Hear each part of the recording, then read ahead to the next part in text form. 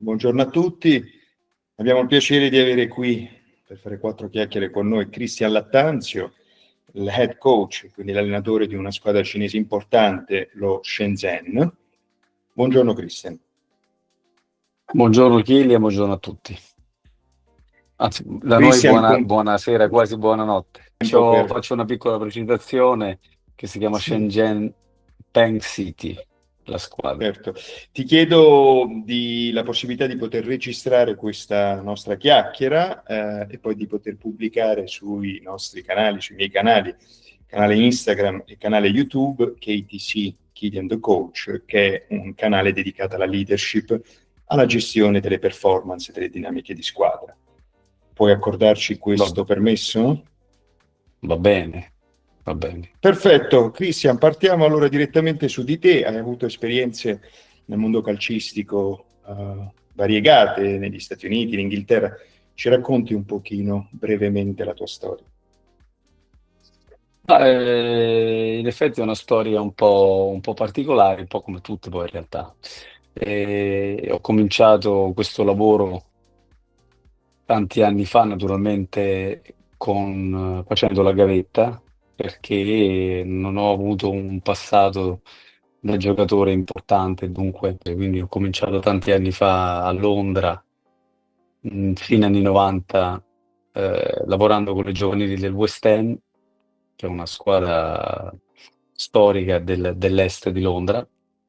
Certo, Tra l'altro conosciuta molto anche per il settore giovanile che nel corso degli anni storicamente ha sempre prodotto giocatori di alto livello. La Coppa del Mondo la loro vinta nel 66 si diceva che era una coppa vinta dal West Ham perché il capitano Bobby Moore era il capitano del West Ham e poi il certo. capocannoniere di quella Coppa del Mondo, Jeff Hurst, giocava nel West Ham e poi c'erano altri giocatori che facevano parte, Martin Peters, che era un altro giocatore molto importante. Poi nel corso degli anni, tanti altri, Joe Cole, Rio Ferdinand, Michael Carrick, vabbè, insomma. Quindi ho cominciato lì nelle giovanili, che è stata una grande scuola, e poi da lì ho avuto modo di lavorare con altre, con altri settori giovanili col Tottenham, col West Bromwich Albion e successivamente sono tornato a lavorare con la prima squadra come assistente, degli assistenti del West Ham prima squadra e, e poi ho avuto la fortuna di far parte della nazionale inglese con capello allenatore, quindi essere parte dello staff e poi da lì mi sono trasferito a Manchester Wow, City con Mancini e poi da lì sono rimasto a fare l'assistente a Patrick Vieira con la seconda squadra del Manchester City. Poi ci siamo trasferiti a New York, un'altra squadra del City Group, il campionato americano di MLS. Poi siamo tornati in Europa al Nizza, quindi qua facendo l'assistente principale sia a New York che a Nizza. E poi mi sono trasferito di nuovo come assistente a Charlotte, che è una squadra, era una nuova franchise dell'MLS. E poi il Charlotte decise di cambiare allenatore e di offrirmi la panchina e da lì ho cominciato la mia esperienza come primo allenatore. Quindi Cristian, hai menzionato nelle nostre chiacchiere informale il Manchester Group, mi parlavi di uno stadio che si sta progettando ora nella squadra cinese che alleni. Ti va di fare un passaggio e di spiegare un po' chi è dietro di te a livello manageriale in questo momento? ma il City Group è forse il gruppo più importante del mondo a livello calcistico, è un gruppo di proprietà di Abu Dhabi e della famiglia dello Sheikh Mansour, il quale ha acquistato inizialmente il Manchester City e poi pian piano ha allargato il loro raggio di influenza su 13 squadre nel mondo, quindi in tutti i continenti. In Europa sono proprietari o comunque soci di, nella maggior parte dei casi di maggioranza del Palermo, per esempio in Italia, del Troyes in Francia, dell'Lommel in Belgio e del Girona in Spagna. quanto riguarda Ok. l'Europa. Poi nel mondo c'è New York City, appunto, nell'MLS negli Stati Uniti, c'è Mumbai City in India, in Asia c'è Mumbai City, c'è appunto Shenzhen City, sono azionisti anche dello Yokohama Marinos nella J-League in Giappone, e poi Melbourne City in Australia, e poi il Torque in Uruguay, credo un'altra, Bene. il Bahia in Brasile, e poi un'altra squadra in Bolivia, mi pare. Se ti Certo. dico leadership, Christian, sai che parleremo di leadership e dinamiche di squadra. Se ti dico leadership, cosa mi dici? Cosa ti viene in mente? È importante avere le persone giuste che sappiano, appunto, come dice il termine, guidare, quindi che abbiano una certa esperienza, abbiano una certa personalità, che abbiano un certo carattere, perché sono quelli che poi danno l'identità, che danno la cultura, che danno, diciamo, l'attitudine e il modus operandi di un club. Secondo me la leadership c'è sempre, può essere positiva, può essere negativa, ma è difficile che in un gruppo non ci sia una leadership. E quindi questo ruolo e cercare di capire che cos'è la leadership mi ha sempre affascinato, ecco. Soprattutto adesso facendo questo lavoro come capo allenatore, dove mi rendo conto che volente o nolente devi essere un leader, devi guidare delle persone che comunque si aspettano di essere guidate, non soltanto i giocatori, ma anche lo staff. Quindi diciamo che la leadership serve anche a capire quello che stiamo facendo con valori semplici, che sono valori eh, di stare bene insieme, di aiutarsi nei momenti di difficoltà, di chiedere ai propri compagni impegno, che quando si va in campo, quando ci si allena sempre al 100%. Io spesso dico loro che non controllo la loro vita privata. Ecco, leader, mi piace che ci sia dialogo tra i giocatori, che ci si confronti, che ci sia un dialogo positivo. Quando dico dialogo positivo non intendo che uno debba sempre dire all'altro bravo, bravo, bravo, ben fatto, ma che si possa anche non essere d'accordo e però spiegare il perché. Cioè, non Certo. si può dire da noi, cioè, questo esercizio fa schifo, può anche fare schifo, però ci devi spiegare il perché. E allora così si può fare una comunicazione positiva, secondo me. È più Ok. positivo, secondo me, una critica motivata piuttosto che un assenso non pensato, no?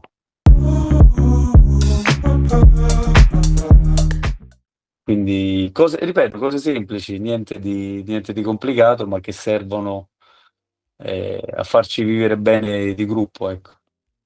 E quindi bisogna cercare anche di avere una squadra che sia equilibrata dal punto di vista mentale, che non sia emotivamente troppo fragile, ecco. Ma è difficile però, perché gestire le pressioni Immagino. esterne non è soltanto compito mio, non che non voglia prendermi le responsabilità, è che Anche perché mi sembra che sono tutte tue, poi alla fin fine, tue nel no, beh, senso come certo, è figura quello che paga, dell'allenatore un po'. certo, è quello che paga per tutti, ovvio. Cioè, Eh, questo, questo fa parte, questo fa parte del ruolo, uno lo accetta, ma invece la capacità di gestire l'emotività è molto importante in un club, secondo me. E i dirigenti hanno un ruolo appunto molto importante anche in quello. Non soltanto l'allenatore, il suo staff e la squadra, ma anche la dirigenza. Forse la dirigenza ancora di più, perché ha, credo, un ruolo ancora più importante, ancora forse più alto a livello diciamo, di organigramma, ecco. Riguardo alla domanda che mi hai fatto quello che cerco di capire, intanto qual è la cultura del club, qual è quella vera, perché poi te ne dicono tante quando entri in una squadra, però finché non entri in campo non vedi i ragazzi come si comportano, chi hanno come leader, chi riconoscono come leader, che tipo di leader è, non capisci, perché teoricamente si dicono tante cose, poi la realtà, quando entro in campo vedo, ecco, capisco certo, tante cose della certo. squadra. Bisogna essere puntuali, non si può arrivare in ritardo, che ha una forma, io su questo sono abbastanza rigido, nel senso che se uno entra 5 secondi dopo la riunione non entra, cioè chiudo la porta, perché altrimenti penalizziamo chi arriva se facciamo Cioè la cosa al 5 contrario. Cioè, secondi, 5 minuti è la stessa cosa per te. sì, beh, noi diamo l'orario, ho finito. Sai che dice, c'è una frase che avevo letto negli Stati Uniti di Vince Lombardi, che era un leggendario allenatore di football americano dei Come no? Green Bay Packers, più un educatore di uomini, come dicevano, e diceva eh, early is on time is late, and late is not acceptable. E penso che sia messa bene, nel senso, no, cioè, alla base bisogna arrivare puntuali, ecco, bisogna fare le cose fatte bene puntualmente, poi dare il massimo che si può dare, non sempre magari si può dare 100% tutto, però se uno può dare il massimo che puoi dare quel giorno lì, lo devi dare sempre. Se puoi dare il 70, dai il 70, non dai meno. Se puoi dare l'80, dai l'80, però arrivare sempre con l'idea di allenarti forte, una volta che perché quella poi, soprattutto per un giocatore professionista, è un obbligo, no? Cioè la tua Certo. vita è, è determinata da come svolgi la tua professione, appunto. E quindi non accetto che uno arrivi all'allenamento sbadigliando, perché quello proprio deve essere il momento centrale della tua giornata, no? Poi c'è la preparazione, poi c'è la riabilitazione, cioè c'è il prendersi cura del post allenamento, eccetera, però l'allenamento è il momento centrale, quindi cose semplici, ne parliamo con i giocatori all'inizio e credo che siano cose che tutti i giocatori capiscono e accettano, perché è la cosa giusta da fare, insomma, non è che demandi chissà che cosa. Quindi puntualità, dare il massimo. Sì, Un'altra... lavorare bene, con grande intensità sempre, e avere rispetto naturalmente per i compagni, per lo staff di supporto, non soltanto per gli allenatori, ma anche per E questo è fisioterapisti, per i l'atteggiamento. massaggiatori. Questo è Sì, l'atteggiamento che vuoi. sì, sì, sì, sì, sì. A me piace molto che abbiano un linguaggio del corpo sicuro, positivo in campo, perché trovo che sia importante per dare, eh, per dare un messaggio intanto a loro stessi e poi ai propri tifosi, agli avversari. Cioè, quindi mi sono visto la partita dell'Italia con la Germania, me la stavo guardando adesso, e ho trovato, adesso faccio un esempio così fresco, Certo. Keane, l'attaccante nostro, che ha fatto 2 gol ieri, secondo me ha giocato con un linguaggio del corpo forte, prima ancora che facesse i gol. Cioè i gol sono stati secondo me una conseguenza del modo in Ok. cui lui è entrato in campo. L'ho visto io l'avevo visto prima in altre circostanze, Hai ma detto questo c'è, questo è ho, ho presente. tro- eh, ho trovato un giocatore ieri in questa partita guardandolo che ha fatto un salto. Poi dopo mi auguro per lui e per la sua squadra che gioca alla Fiorentina e per la nazionale che mantenga, perché l'ho trovato veramente, mi è piaciuto tantissimo, anche se non avesse fatto gol. Ha avuto un atteggiamento, un'attitudine, un linguaggio del corpo veramente forte, veramente importante. Ok. Ti trovi con un ragazzo o anche una persona del tuo staff con un ego, diciamo, spropositato o non funzionale. Come lo affronti? Ma adesso io non è che voglia fare lo psichiatra o il filosofo. Ehm, io credo che tanto più sia grande l'ego di una persona, tanto meno matura è la personalità che ha. Perché credo che la persona matura Interessante. riesca a capire i propri limiti e quindi non lascia che l'ego lo accechi da quel punto di vista. È come se avesse, adesso ripeto, non è che è una mia idea, una mia interpretazione, è come se Certo. dovesse risolvere delle cose, no? Se ha un ego così spropositato, mentre invece la persona veramente sicura di sé, secondo me ha l'umiltà di capire le cose che sa e di ascoltare, cercare di migliorare le cose che non sa, non lascia che l'ego gli, si frapponga tra lui e lo sviluppo della sua personalità. Quindi, secondo me, chi ha un ego spropositato va piuttosto aiutato. Ci sono tanti tipi di intelligenza, ma sono ragazzi Certo. invece in gamba e che hanno anche una certa maturità perché devono vivere con delle pressioni che non è facile a volte subire. Anzi, forse tuo compito è anche cercare qualche volta di sollevargliela un po' questa pressione per permettergli di essere Sì, più concentrati. diciamo di mettergliela, di fargli capire che intanto avere quel tipo di pressione è un privilegio, no?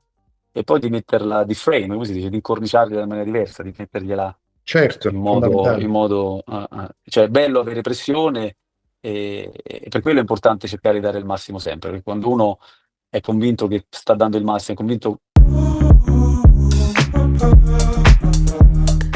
che sa fare quello che gli viene richiesto, la pressione non la patisci, la cerchi anzi. E vogliono far vedere quello che sanno fare, è giusto. Come il grande musicista non ha paura di suonare alla Scala, no? È chi non suona bene che ha paura di suonare davanti a tante persone, ma chi suona bene, chi gioca bene, e per quello il nostro compito anche allenatore è cercare di semplificare un po' il compito e di adattarsi alle caratteristiche dei giocatori che ha, che secondo me è molto importante. Di adattare il gioco alle caratteristiche dei giocatori che ha. Certo, che è anche un po' in linea con quello che dicevi, poche regole, non negotiable, poi sul resto ci adattiamo a lavorare insieme. Certo. E se ti dico motivazione, Christian, che è una cosa fondamentale, specialmente quando le squadre giocano insieme a tutti i livelli, imprenditoriali, manageriali, sport, e la persona che gestisce le squadre spesso deve non solo motivare se stesso, ma anche trovare i modi per motivare e far rendere gli altri. Come lo approcci questa tematica? È un termine poco felice il motivatore perché presuppone che tu devi motivare una persona che non è motivata e dunque è compito di ognuno anche di motivarsi, insomma, no? Fa parte del proprio lavoro. Eh, Poi cerchiamo sempre di capire l'individuo perché prima del giocatore c'è la persona, che è molto importante, secondo me, fare una distinzione. Cioè la persona viene sempre prima del giocatore. Il giocatore è una proiezione, una piccola parte di sé. Se domani il calcio venisse abolito, non è che uno smette di esistere o di essere quello che è. Se uno è una persona che gioca a calcio, uno è una persona che fa, non so, il chirurgo, e però, dunque, è molto importante questa distinzione, quindi cercare di capire se una persona sta avendo delle difficoltà e dunque non è che non sia motivato, ma magari ha, appunto, come dicevi tu prima, un disperdio di energie che non lo portano a rendere al massimo. Allora cerchiamo di capirlo, cerchiamo di lavorarci insieme, magari anche attraverso l'aiuto di uno psicologo dello sport o di uno psicologo in generale. Insomma, questo fa parte della vita comune di ognuno, ecco. Invece la confidence, la fiducia in se stessi, anche quella è qualcosa che deve arrivare ad un certo livello, che però alcune volte può vacillare ed è, immagino, importante non solo per la persona, ma anche per i suoi compagni, per la squadra in generale. Come vedi Allora, questo? nello sport, secondo me, questo aspetto è il più, non voglio dire che è più facile, ma è più facilmente visibile. Cioè, alla fine non è che ci stanno tanti segreti. La self-confidence nasce dal lavoro. Cioè, più tu sei bravo dalla ripetizione, dal metterci proprio le ore di pratica, più tu sei bravo a fare, e poi la pratica giusta, perché più tu sei bravo a fare delle cose e più sei confident, secondo me. Mm, è molto Certo. semplice. Se uno si allena bene tutti i giorni, fisicamente migliora tecnicamente, migliora tatticamente, migliora a livello di comprensione del gioco, del gesto, diventi più confident. Quindi anche lì non è che si possa arrivare alla confidence vera senza il lavoro. Secondo me è una Certo. confidence così fittizia. Parlavi a proposito appunto del lavoro, delle gestioni delle performance dei giocatori, che avete un Mm. Players Development Program, se non ricordo male, un programma di sviluppo di questi Sì, sì, aspetti. sì, sì. Mi sembra che forse Lo chiamiamo facessi. PDP o IDP, Individual Development Program. Sì, ogni giocatore viene valutato, viene da me, dallo staff tecnico e dal direttore della performance. Valutiamo i giocatori in base alle forze, cioè diciamo, punti di forza, i punti di debolezza, su dove andare a lavorare e come andarci a lavorare. Ecco. Ci spieghi come è Quindi ogni organizzato giocatore. questo IDP? Su che In questo aspetti? modo qua, in questo modo qua. Cioè, ogni giocatore si fa una scheda tecnica su ogni Aspetti giocatore. tecnici. Sì, aspetti che riguardano la tattica, la tecnica, la fisica e l'aspetto mentale, vediamo uno score, diamo dei punteggi al giocatore e poi una volta valutato diciamo, i punti di forza e i punti di debolezza, poi andiamo a lavorarci sopra. Si parla molto di mental toughness. Come l'affrontate tu o il tuo staff questo programma di cui mi parlavi, l'IDP? Ma l'aspetto mentale per me è un aspetto importante anche perché in passato c'ho studiato un po', ci ho lavorato e quindi più che mental toughness per me è importante mental flexibility, cioè avere la flessibilità di essere flessibile, perché quella è la vera forza secondo me. Ok, Non essere necessariamente che mental toughness è la capacità di adattarsi ai cambiamenti propri, ai cambiamenti della squadra, ai cambiamenti che uno fa, perché uno quando migliora diventa altro, no? Si cambia tutti, fa parte proprio questa è una caratteristica della vita, dell'evoluzione, quindi si cambia.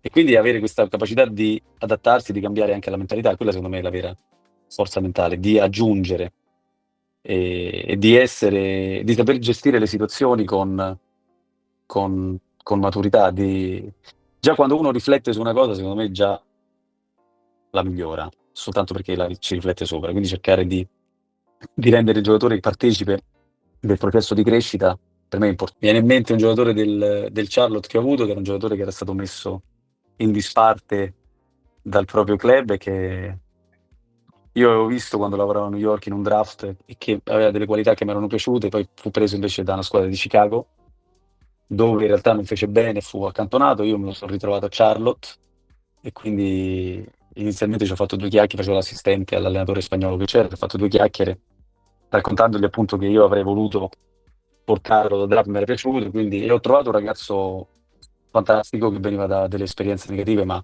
con un'attitudine ed una resilienza fuori dal comune. Quindi ho cercato di lavorarci individualmente e oggi è un giocatore molto apprezzato nel Charlotte e credo che sia uno dei giocatori che merita di più, sono contento. Ha fatto gol la scorsa partita, peraltro, ma sta giocando sempre. quindi l'hai Uno di quei giocatori recuperato, che in qualche modo sì, l'hai ma non recuperato, voglio dire possiamo così, dire, non voglio raccontare questa perché storia per dire l'ho recuperato. No, però certo, mi viene in mente lui perché cioè lui ha una grande forza mentale. Poi, diciamo, io gli sono capitato così nel corso della sua carriera, ma lui ha delle doti di forza mentale ed non è un giocatore che era visto come, anzi, era visto come uno che di solito non comincia mai, cioè può far parte di una rosa, ma invece giocava sempre con me come capo allenatore. L'allenatore che c'era prima ha imparato ad apprezzarlo, poi quando hanno fatto il cambio allenatore sono andato io, l'ho fatto sempre giocare, adesso continua a giocare, nonostante poi negli anni il Charlotte sia migliorata e abbiano speso sempre di più per migliorare la squadra, ma lui continua a giocare. Quindi mi viene in mente lui perché ha saputo giorno dopo giorno lavorare per migliorarsi, ha una grande forza mentale, sì. nonostante una situazione non semplice perché era in Non panchina, non facile, era sì, sì, sì. apprezzato, quello vuoi No, dire? addirittura, no, sì, sì, sì, non solo nel panchina, era anche fuori dalla rosa a Chicago. Ed è un giocatore che secondo me è molto,